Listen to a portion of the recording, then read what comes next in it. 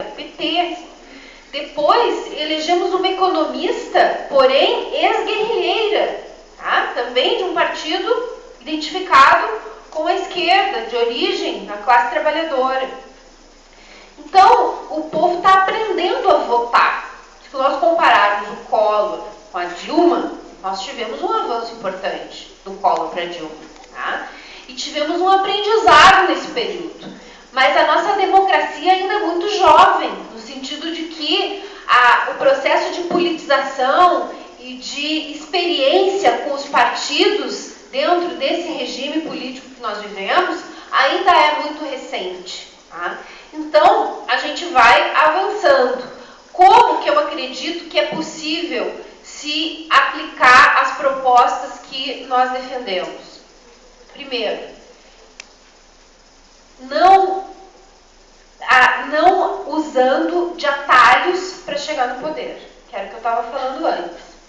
Se eu usar de atalhos, me aliando com aqui ou ali, pegando dinheirinho dos bancos, das empreiteiras, ficando amiga do Sarney, do Collor, do Renan Calheiros, eu vou chegar no poder e eu não vou conseguir fazer nada do que eu estou dizendo aqui para vocês. Eu serei outra grande decepção. Então, eu não quero pegar um atalho. Então, se o PSOL, quando o PSOL, porque eu acredito que o PSOL vai sim conseguir chegar à presidência da República no Brasil. Quando o PSOL chegar à presidência, vai ser num processo de conscientização e de organização e de luta do povo.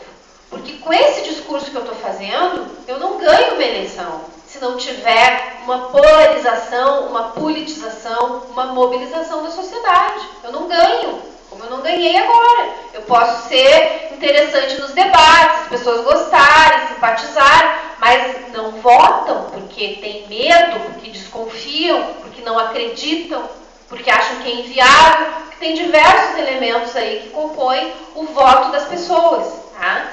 E não é tão esdrúxulo o voto em mim no Aécio. É esdrúxulo para quem é muito politizado, para quem compreende muito o que é o PSDB. Mas para quem não é, para quem está só na negação de dizer esse PT é uma porcaria, e eu perdi, saí, não fui para o segundo turno, a pessoa pensa, eu vou votar no castigo, vou dar um castigo no PT, vou votar no PSDB mesmo, pelo menos muda as moscas, né? Não muda a bota, mas muda as moscas. Acaba sendo assim. É isso aí. Acaba sendo assim. A roubalheira com o sujo e o mal lavado, então já que agora está o sujo, bota o mal lavado. O que compõe a decisão de voto das pessoas é algo realmente difícil de se entender. Esse voto freixo, Bolsonaro, realmente esse não tem explicação. É trúxulo mesmo.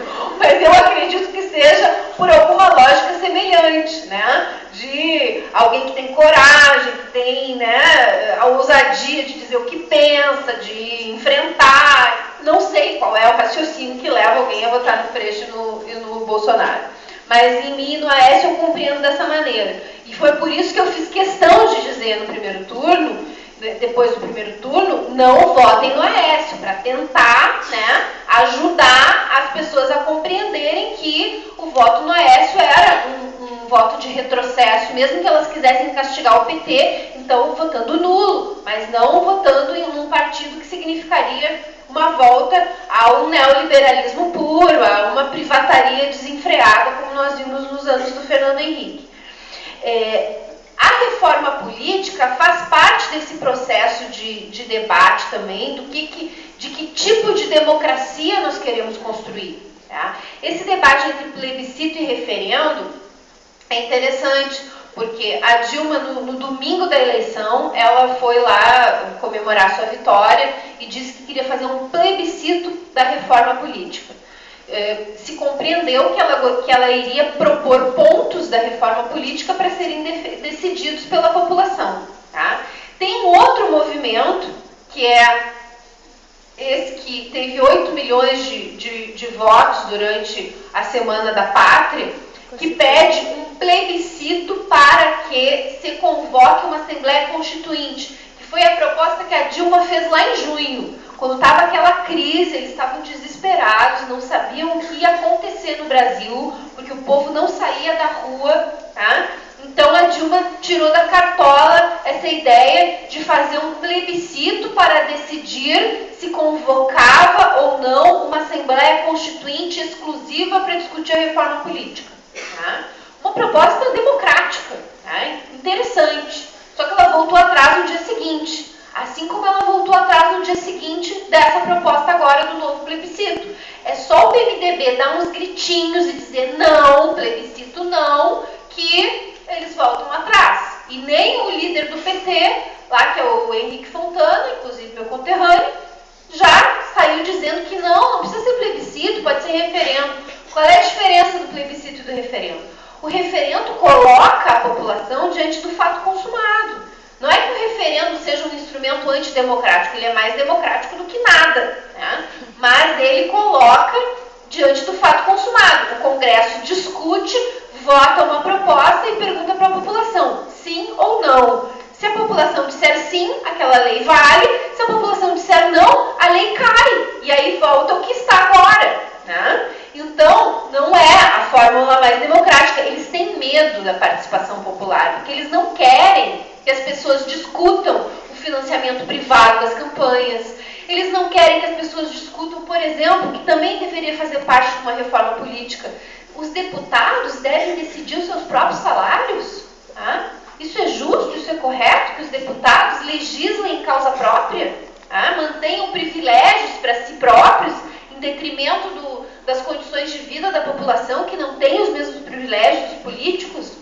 A questão da revogabilidade dos mandatos, se fala do Chaves, da Venezuela. Eu não sou chavista, acho que o processo da Venezuela tem vários problemas das mais diversas ordens, né? Até pelo fato do Chaves era um militar, né? Mas não dá para dizer que a Venezuela é uma ditadura, é o país que mais teve eleições e tem um instrumento mega democrático na Constituição, que é o plebiscito revogatório. Os mandatos podem ser revogados a partir da iniciativa popular. E o Chaves se submeteu ao referendo revogatório. Então, reforma política, vamos discutir isso também. Os mandatos dos políticos devem ser revogáveis. Se não cumprirem seus compromissos de campanha, o povo tem que ter direito de pedir a revogação do mandato. Tá? Então, ampliar mecanismos democráticos. Eu apoio a ideia, tanto essa do plebiscito que a Dilma falou no domingo da eleição, como a que ela falou em junho, que foi encampado por esse movimento chamado Consulta Popular, que está fazendo toda essa campanha. Eu estive num ato deles em São Paulo e eu fui a única liderança política que participou do ato. A única. Eu achei que eu ia encontrar vários do PT lá, não tinha ninguém do PT. Tinha pessoal que é da Consulta Popular, mas que eles não são deputados, não são figuras públicas, são lideranças do movimento. E eu era a única lá da política, apoiando a proposta que a Dilma apresentou em junho de 2013, né, para se discutir uma Assembleia. Por que uma Assembleia Constituinte? Porque a Assembleia Constituinte ela poderia, num processo de muita mobilização, porque para se conquistar uma Assembleia Constituinte, tem que pensar nessa perspectiva, né? Porque às vezes a gente pensa, se fizer a Assembleia Constituinte vai ser igual a essa porcaria que nós temos agora. Se a Luciana for presidente, vai ter um congresso reacionário, não vai adiantar que ela não vai conseguir aprovar as propostas dela. Só que a gente tem que ver que para se chegar nesses processos, para se conquistar uma Assembleia Constituinte, ou para o pessoal chegar no poder, o processo de politização, de mobilização, tem que ser muito grande, porque as elites não permitem esses espaços democráticos, a não ser em situações de grande crise. Não é à toa que a Dilma lança a proposta em junho de 2013, porque constituinte é algo que só acontece em momentos de crise ou de transição de um regime para o outro, como foi no caso da ditadura, quando nós tivemos a Constituição de 88. Então a ideia de uma constituinte é uma ideia de se arrancar de um modelo político apodrecido a possibilidade dele ser detonado. Né? Então, para se arrancar isso, é um processo de mobilização, de luta.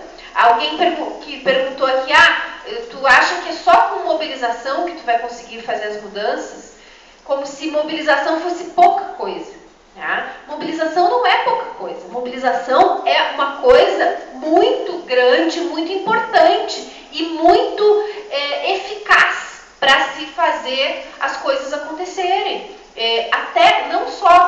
mobilizações como em junho, mas pequenas, às vezes até tem mais eficácia, grandes que não têm proposta concreta ou não têm interlocutores, conseguem menos do que mobilizações menores que têm lideranças, que têm um programa, que têm uma pauta mais concreta. Eu tive uma experiência lá na Câmara Federal com a PEC dos policiais, que é uma PEC que estava lá dormindo na gaveta há anos, para instituir um piso salarial para os policiais.